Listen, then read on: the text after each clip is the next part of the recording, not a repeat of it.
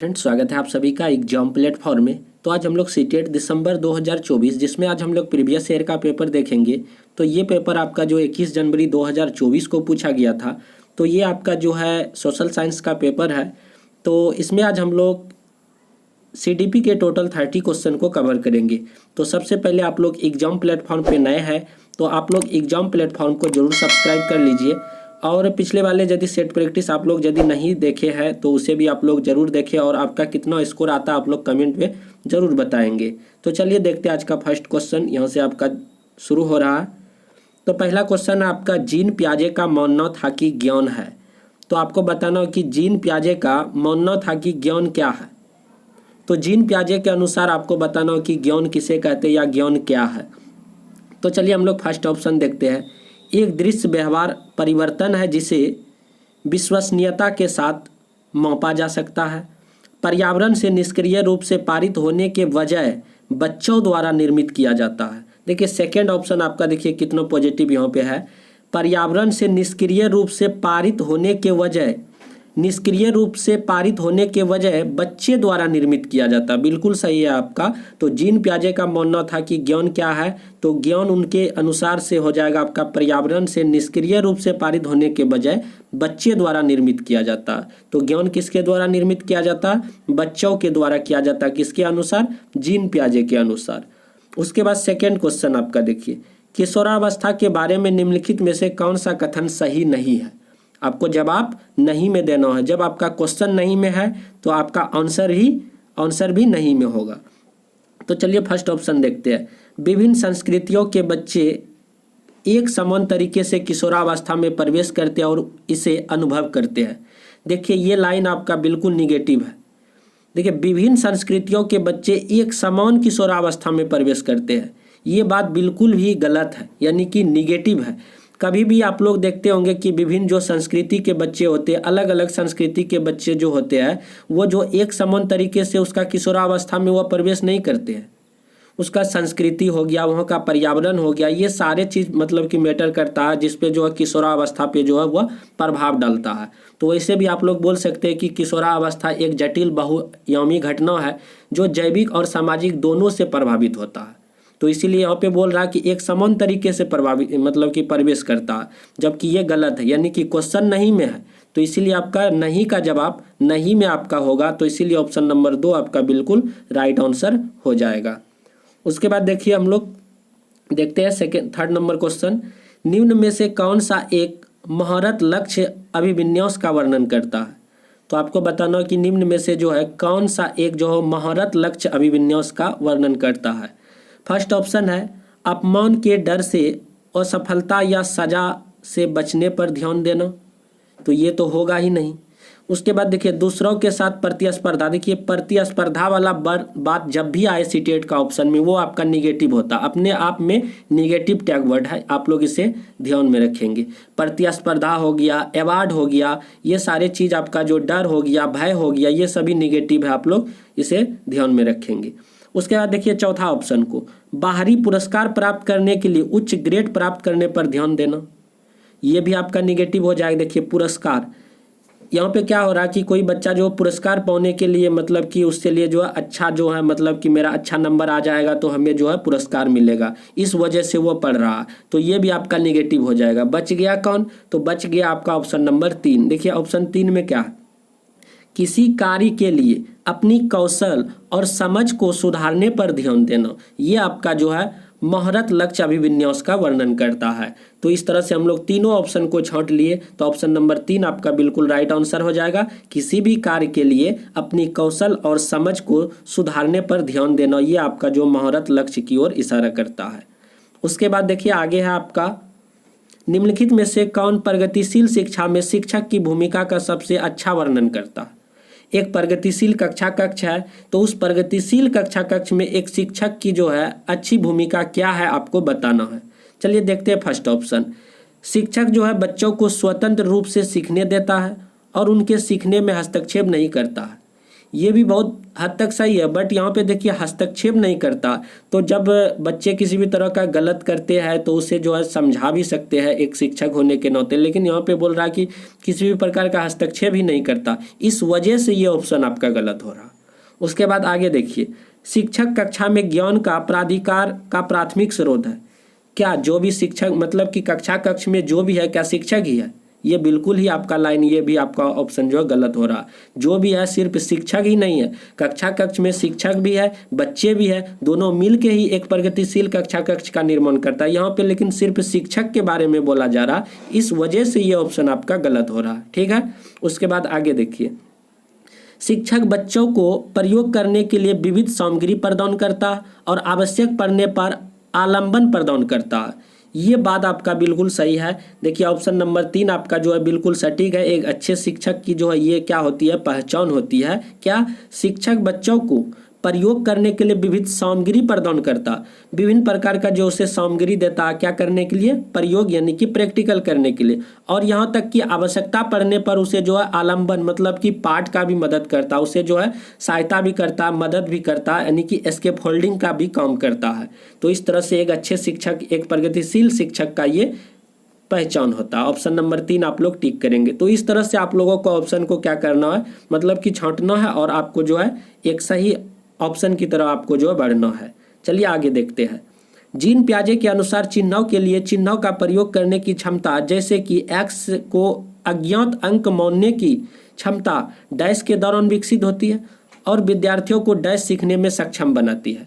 तो आपको बताना कि जीन पियाजे के अनुसार, जैसे कि हम लोग कोई भी सवाल ही बनाते हैं, जैसे मैथ्स में मान लेते हैं लेट एक्स, मान लिए कि हम लोग x बराबर 10 है, तो इस तरह से हम लोग चीज़ों को मानने लगते हैं। तो वह मानने वाली बात जो है किस मतलब की अवस्था में है, ये आपको बताना। तो ये सारी अवस्थाएं जो है आपका जो, जैसे हम लोग मान लिए कि x बराबर 10 है, x बराबर राम है, x बराबर y है, तो इस तरह की चीज़ें हम लोग मानते हैं कब? ये जो है आपका औपचारिक संक्रियात्मक अवस्था में मानते हैं। जब इस तरह की चीज़ों को हम लोग मान लेते हैं तो उस समय हमारे जो क्या होता है, बीज गणितीय गणना करने की जो हमें जो क्षमता होती है, सीखने की सक्षम हमें क्या करती है, आ जाती है और हम लोगों को जो सीखने में सक्षम बनाती है। तो इस तरह से आपका राइट आंसर ऑप्शन नंबर 4 हो जाएगा। तो औपचारिक जो संक्रियात्मक अवस्था हो उसमें हम लोग क्या करते हैं, किसी भी चीज़ को मान लेते हैं और इस तरह की चीज़ें जब हम मानते हैं तो हमारा बीज गणित और गणना सीखने में सक्षम बनाती है। तो इस तरह से आपका ऑप्शन नंबर 4 आपका बिल्कुल राइट आंसर है। उसके बाद देखिए आगे है आपका क्वेश्चन है, निम्नलिखित में से कौन सा एक ऐसे प्रश्न का उदाहरण है जिसमें छात्रों को जानकारी का विश्लेषण करने की आवश्यकता है।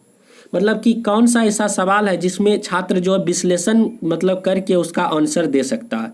जैसे फर्स्ट ऑप्शन है, To Kill a Mockingbird का नायक कौन है। तो देखिए कौन है, मतलब किसी भी चीज़, जैसे महात्मा गांधी कौन है, तो महात्मा गांधी कौन है, तो इसमें किसी प्रकार का विश्लेषण की जरूरी है। यदि बच्चे जानते हैं इजीली उसका जवाब दे देगा। महात्मा गांधी जो है करमचंद गांधी के पुत्र है या हमारे देश के राष्ट्रपिता है, जो मतलब कि हमारे देश के आज़ाद कराने में जो है बहुत ही ज़्यादा मतलब कि अग्रणी रहे। तो इस तरह से इजीली उसका जवाब दे देगा। उसके बाद देखिए दूसरा में है, उपन्यास का कथानक क्या है। इसमें भी कोई सोचने वाली बात नहीं, थिंकिंग वाली बात नहीं, सिंपली उसका जवाब दे देगा। तीसरा देखिए, उपन्यास का विषय क्या है, तो इसमें भी विषय क्या है, तो क्या का जवाब आसानी से दे सकता है। देखिए चौथा ऑप्शन को देखिए, चौथा ऑप्शन में क्या है कि लेखक प्रतीकवाद का उपयोग कैसे करते हैं। देखिए यहाँ पे थोड़ा सा ध्यान देने बात है, कैसे करते हैं। जब आपके सामने कोई भी प्रश्न आता है, कैसे में जवाब देना है, मतलब कोई भी चीज़ कैसे हो गया, ये कैसे हो गया, तो वहाँ पे आपको जवाब देने के लिए उसका विश्लेषण करना पड़ेगा। तो इस तरह से हम लोग जो है ऑप्शन को जो इस तरह से छांट लिए, तो चौथा ऑप्शन नंबर आपका बिल्कुल राइट आंसर हो जाएगा।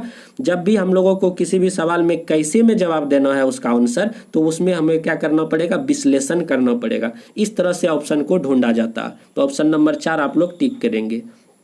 तो इधर भी आप लोग यदि इसका अर्थ जानना चाहे, टू किल ए मॉकिंग बर्ड, इसका क्या होता है कि टुकड़ों को उसके जो है घटकों में तोड़ना और इन घटकों के बीच संबंधों को जांच करना और इन चीज़ों को समझाना, ये चीज़ हो जाता है। तो इसका उपयोग कैसे करते हैं इसके बारे में बताना, इसमें जो है विश्लेषण की आवश्यकता होगी। ठीक है, उसके बाद आगे बढ़ते हैं। तो आप लोगों से रिक्वेस्ट है कि आप लोगों के लिए इतना ज़्यादा मेहनत कर रहे हैं तो आप लोगों का फर्ज बनता है कम से कम आप लोग सब्सक्राइब कीजिए और वीडियो को लाइक भी कीजिए और जो है शेयर भी कीजिए। तो चलिए आगे क्वेश्चन है आपका, अभिकथन ए में बोला जा रहा, छात्रों के अच्छे प्रदर्शन के करने और स्कूल में बने रहने की अधिक संभावना है यदि उनको अपने स्कूल की भावात्मक लगाव है और वे मानते हैं कि उनका होना मायने रखता है। छात्रों को अच्छे प्रदर्शन और स्कूल में बने रहने की अधिक संभावना है यदि उनको अपने स्कूल में भावात्मक लगाव है और उन्हें मानते हैं कि उनका जो है होना मायने रखता है। उसके बाद भावनाएं सीखने में बहुत यानी कि महत्वपूर्ण भूमिका निभाती है। यहाँ पे आपका अभिकथन भी सही है और कारण भी सही है और सही व्याख्या भी करता है, तो इसीलिए आपका ऑप्शन नंबर 2 आपका बिल्कुल राइट आंसर हो जाएगा। तो यहाँ पे अभिकथन कारण दोनों सही है और सही व्याख्या करता है, तो ऑप्शन नंबर 2 आप लोग टिक करेंगे। उसके बाद आगे है आपका, पाठ्य पुस्तकों और मीडिया में विभिन्न जेंडर की प्रतिनिधित्व कितना और किस तरीका से किया जाता है, जैसे महत्वपूर्ण प्रश्न पूछने से किसको प्रोत्साहित मिलेगा। देखिए जेंडर वाली बात जब भी आए, विभिन्न जेंडर प्रतिनिधित्व करता है, तो ये आपका कौन सा ऑप्शन हो जाएगा। तो आप लोग भी इसका जो आंसर कर सकते हैं, तो ये जो है जेंडर रूढ़ियों पर सवाल उठाना, इस तरह का आपका ऑप्शन नंबर 2 बिल्कुल राइट आंसर हो जाएगा। तो ऑप्शन नंबर 2 को आप लोग टिक करेंगे। जब भी जेंडर से रिलेटेड आएगा तो आपका जेंडर रूढ़िवादी पर सवाल उठाना आपका राइट आंसर हो जाएगा। उसके बाद आगे आपका, शिक्षार्थियों के बीच व्यक्तिगत विभिन्नताओं को संबोधित करने के लिए एक शिक्षक को, देखिए शिक्षार्थियों के बीच यानी कि विद्यार्थियों के बीच विभिन्नता पाई जाती है। बच्चे जो है विभिन्न समाज से आते हैं, विभिन्न धर्मों के बच्चे आते हैं, उच्च नीच मतलब सभी तरह के बच्चे आते हैं। विशेष रूप एक जो होते हैं जिसे हम लोग विकलांग बोलते हैं, उस तरह के बच्चे भी विद्यालय में आते हैं और सभी बच्चे के पास जो अलग अलग मतलब की चीज़ें रहता है, यानी कि उसके अंदर विभिन्नता पाई जाती है, विविधता पाई जाती है। तो उस चीज़ को जो है शिक्षक किस रूप में देखते हैं, इसको आपको बताना। जैसे देखिए, विभिन्नता को मानव विविधता की प्रत्यक्ष विशेषता के रूप में मानना चाहिए। ये ऑप्शन आपका ऑप्शन नंबर 4 आपका बिल्कुल राइट आंसर हो जाएगा। तो विभिन्नताओं को मानव जो है भिन्नताओं को मानव विविधता की प्रत्यक्ष विशेषता के रूप में मानना चाहिए। तो यहाँ पे जो है भिन्नता को हम विविधता बोल रहे हैं, तो वही बात है, भिन्नता या विविधता बोल सकते हैं, जो विविधता की प्रत्यक्ष विशेषता के रूप में मानना चाहिए। ये ऑप्शन आपका बिल्कुल राइट आंसर है। और एक शिक्षक का ये फर्ज बनता है कि वो विविधता को सम्मान करे, यानी कि विभिन्नता को सम्मान करे और इसे जो है निगलेक्ट करने का काम कभी नहीं करे। एक शिक्षक यदि वह निगलेक्ट करेगा तो फिर बच्चों का जो डेवलप नहीं हो पाएगा एक कक्ष में। तो उसे हमेशा सम्मान करना पड़ेगा और विविधता से उसे सीख भी लेना चाहिए। और विभिन्न धर्मों के बच्चे जो अलग अलग भाषा जो बोलते हैं उससे भी उसे सीखना चाहिए, तब जाके जो है उसके बातों में वह बात भी कर सकते हैं। चलिए आगे है, एक प्रगतिशील कक्षा में आकलन। तो एक प्रगतिशील कक्षा में आकलन कैसे होता है आपको बताना। देखिए मानव संदर्भित, ये आपका अपने आप में निगेटिव टैग वर्ड है, आप लोग इसे ध्यान में रखेंगे। जब भी आएगा ये गलत हो जाएगा, मतलब नहीं इसका मतलब होगा। तो मानव संदर्भित आपका निगेटिव टैग वर्ड ये नहीं होगा, वस्तुनिष्ठ ये भी नहीं होगा, योगात्मक नहीं होगा। तो आपका राइट आंसर गतिशील होगा। तो एक प्रगतिशील कक्षा में आकलन हमेशा क्या होता है, गतिशील होता है। ये आपका ऑप्शन नंबर 2 बिल्कुल राइट आंसर हो जाएगा। गतिशील में क्या होता है, जिसका अर्थ होता है कि छात्रों की आवश्यकताओं के प्रति सतत और उत्तरदायित्व मतलब की होना। तो ऑप्शन नंबर 2 आप लोग टिक करेंगे। उसके बाद आगे है आपका, आलोक निम्नलिखित व्यवहार दिखाता है।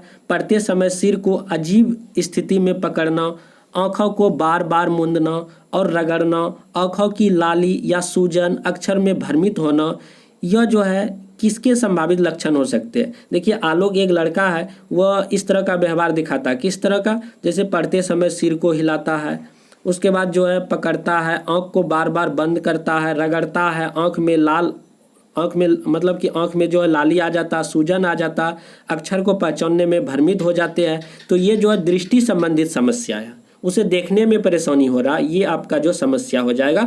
ऑप्शन नंबर 2 आपका बिल्कुल राइट आंसर हो जाएगा। यही पे ऑप्शन नंबर 4 पे आपका स्वालीनता। स्वालीनता क्या है कि इसमें बच्चे जो है एक ही चीज़ को बार बार पढ़ेगा, जो चीज़ आज पढ़ लिया, मान के चलिए कि पेज नंबर 2 है किसी भी चैप्टर का, तो पेज नंबर 2 आज पढ़ लिया, फिर अगले दिन जब आएगा तो फिर उसी पेज को पढ़ेगा, फिर मतलब कि बार बार एक ही चीज़ को पढ़ेगा, बार बार उस चीज़ को दोहराएगा। इस तरह का बीमारी आपका जो है स्वालीनता हो जाएगा। तो लेकिन यहाँ पे बोल रहा है कुछ अलग है कि आँख को बंद करता है, आँख को रगड़ता है, सूजन आ जाता है, अक्षर को पहचानने में परेशानी होता है। तो ये आपका ऑप्शन नंबर 2 यानी कि दृष्टि संबंधित समस्याएं आपका राइट आंसर हो जाएगा। चलिए आगे बढ़ते हैं। उसके बाद आगे है आपका, वह कोई उद्देश्यात्मक निश्चित क्षण नहीं होता जब कोई बच्चा मध्य बाल्यावस्था या किशोरावस्था में प्रवेश करता है। विकास प्रकृति में निरंतर होते रहता है। बिल्कुल सही बात है। जो प्रकृति में जो डेवलप होता है, जो विकास होता है, वह जो है कंटिन्यूस मतलब कि चलते रहता है।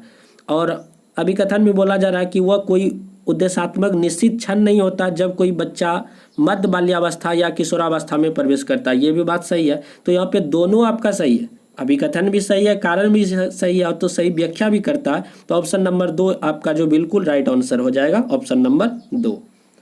उसके बाद देखिए आगे आपका, शिक्षक को निरंतर अपने स्वयं के रूढ़िवादिता और पूर्वग्रहों पर चिंतन करना चाहिए। बिल्कुल सही बात है। एक अच्छे शिक्षक की यह पहचान होती है कि वह हमेशा जो निरंतर अपने स्वयं रूढ़िवादिता और पूर्वग्रहों पर चिंतन करे। तो उसे हमेशा जो है चिंतन करने की आवश्यकता है, हर एक चीज़ों पे थिंकिंग करने की आवश्यकता। हम क्या पढ़ा रहे हैं, कल क्या पढ़ाना है, कैसे पढ़ाना है, ये सारी चीज़ों पर कैसे चलना है, कैसे बैठना है, तो इस सारी चीज़ों पे उसे चिंतन करने की आवश्यकता है और चिंतन करना भी चाहिए, ये सही बात है। उसके बाद आगे कारण देखिए, सांस्कृतिक रूप से उत्तरदायी शिक्षण का अर्थ है कि शिक्षक चिंतनशील हो। बिल्कुल सही बात है। सांस्कृतिक रूप से उत्तरदायी शिक्षण का अर्थ होता है कि एक शिक्षक का जो चिंतनशील होना बहुत ही जरूरी है। तो यहाँ पे दोनों सही है, अभिकथन भी सही है, कारण भी सही है और सही व्याख्या भी करता है। तो ऑप्शन नंबर 2 आपका बिल्कुल राइट आंसर हो जाएगा। उसके बाद आगे है आपका, वाइगोत्स्की के अनुसार संज्ञानात्मक विकास को सुगम बनाने में शिक्षक की क्या भूमिका है। तो आप लोगों के मतलब कि कोई भी मतलब कि अभी तक जितना एग्जाम हुआ ऑनलाइन ऑफलाइन, वाइगोत्स्की से हो गया, जीन पियाजे से हो गया, उसके बाद जो है गार्डनर साहब से हो गया, ये सारे से जो है एक क्वेश्चन जो है जरूर आता है। आप लोग इसे निश्चित तौर पे देखेंगे। आप लोग थ्योरी पढ़ते हैं, अच्छी बात है, लेकिन थ्योरी के साथ साथ आप लोगों को सेट प्रैक्टिस करना बहुत ही ज़रूरी है। तो सेट प्रैक्टिस करेंगे तभी आपको पता चलेगा कि आपका क्या तैयारी है, अभी तैयारी का क्या लेवल है और किधर हम लोग को किस चीज़ पर फोकस करना है ज़्यादा। तो ये जो है आपका सेट प्रैक्टिस से ही पता चलेगा। तो जितना सेट प्रैक्टिस कराया जाएगा एग्जाम प्लेटफॉर्म के माध्यम से, आप लोग सारे को देखेंगे, निश्चित तौर पे आप लोग जो है अच्छे नंबर की ओर अग्रसर हो जाएंगे, यानी कि अच्छे नंबर एग्जाम में ला सकते हैं। तो देखिए, वाइगोत्स्की के अनुसार संज्ञानात्मक विकास को सुगम बनाने में शिक्षक की भूमिका बताना है। तो इसके लिए आपका राइट आंसर देखिए, ऑप्शन नंबर 1 को देखिए क्या है, केवल उन्हीं कार्यों को मतलब कि केवल उन्हीं कार्यों को देना जो विद्यार्थी वर्तमान में स्वतंत्र रूप से कर सकता है। देखिए, केवल उन्हीं कार्यों को आप लोगों को बताया गया था कि जिस ऑप्शन में केवल वर्ड दिखे वो आपका निगेटिव हो जाता है, तो अपने आप में ये गलत हो गया। छात्रों को जानकारी और ज्ञान प्रदान कर देना, छात्रों को जानकारी और ज्ञान प्रदान करना, ये अभी तक तो सही लग रहा, बट हम लोग देखेंगे और ऑप्शन को यदि इससे ज़्यादा सटीक रहेगा तो वो हो जाएगा। देखिए, आलंबन के माध्यम से छात्रों को सीखने का मार्गदर्शन और समर्थन देना, छात्र को पूरी तरह से स्वतंत्र रूप से सीखने में अनुमति देना। तो ये आपका ऑप्शन नंबर 3 देखिए, आलंबन के माध्यम से छात्रों को सिखाने का मार्गदर्शन और समर्थन देना। तो बच्चे को जो है एक जो है मचान प्रदान करना, जहाँ बच्चे फंस रहे हैं उस चीज़ को मतलब कि थोड़ा सा हिंट्स दे देना, बता देना, थोड़ा सा मदद कर देना, मार्गदर्शन कर देना, ये जो है एक अच्छे शिक्षक की निशानी होती है। और वाइगोत्स्की के अनुसार संज्ञानात्मक विकास का भी जो है जो डेवलप होता है तो इसी प्रकार से होता है। एक अच्छे शिक्षक जो है कैसे सुगम बनाते हैं, आलंबन के माध्यम से छात्रों को सीखने में मार्गदर्शन और क्या करते हैं, सपोर्ट करते हैं। उसके बाद चलिए लास्ट क्वेश्चन हम लोग देखते हैं। एक माध्यमिक स्कूल शिक्षक छात्रों को संकल्पना और वास्तविक दुनिया के अनुप्रयोगों के बीच संबंध बनाने में मदद करके सार्थक सीखने को सक्षम बनाना चाहता है। निम्नलिखित में से कौन सी गतिविधि उपयुक्त शैक्षणिक रणनीति होगी। तो इसका राइट आंसर क्या हो जाएगा, इसका सही जवाब देखिए ऑप्शन नंबर 1, छात्रों को छोटे समूह में वर्तमान मुद्दे पर शोध करने दें और अपने निष्कर्ष कक्षा में प्रस्तुत करें। तो इससे ज़्यादा मतलब कि बेटर होगा। तो ऑप्शन नंबर 1 को आप लोग टिक करेंगे। तो इस तरह से टोटल हम लोग 15 क्वेश्चन किए हैं। जो रेस्ट आर 15 क्वेश्चन बचा उसे जो अगले पार्ट में हम लोग कर लेंगे। और आप लोग अभी तक यदि नए हैं तो प्लीज़ आप लोग सब्सक्राइब भी कीजिए और वीडियो को शेयर आप लोग जरूर कीजिए। तो चलिए मिलते हैं अगले वीडियो पे। जय हिंद, जय भारत।